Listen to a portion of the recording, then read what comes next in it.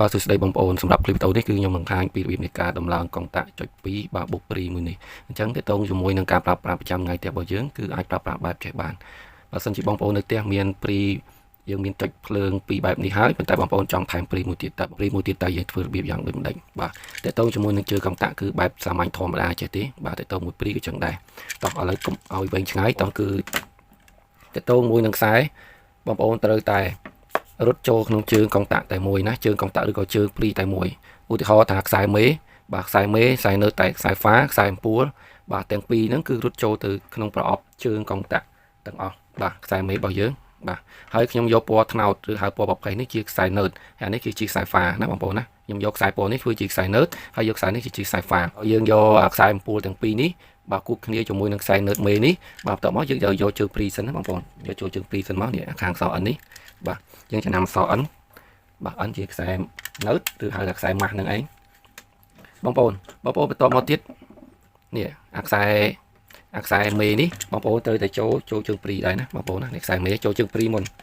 បាទបន្ទាប់មកទៀតបងប្អូនត្រូវតែរកខ្សែប៉ុងមួយខ្សែប៉ុងនេះគឺមានន័យថាគឺខ្សែប៉ុងដែលគឺយើងយកចេញពី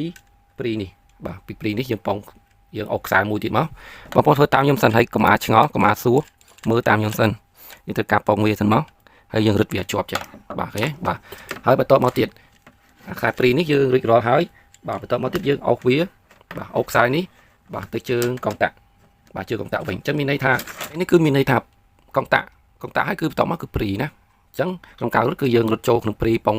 ជាប់មួយព្រីរួចអស់ហើយបាទបន្ទាប់មកបានយើងអុសមកត្រឡប់វាមកជើងកុងតាក់វិញបងប្អូនបន្ទាប់មកទៀតបងប្អូនធ្វើតាមខ្ញុំណាខ្សែប៉ុងមិញនេះបាទខ្សែប៉ុងមិញនេះបងប្អូនធ្វើតាមខ្ញុំនេះបងប្អូនដាក់ចូលទៅចូលជើងកុងតាក់ក្នុងមួយចុចហ្នឹងយើងចង់ដាក់មួយណាមួយក៏បានដែរហើយបងប្អូនធ្វើតាមខ្ញុំក៏បានដែរបាទនេះបងប្អូនធ្វើតាមខ្ញុំមកនេះ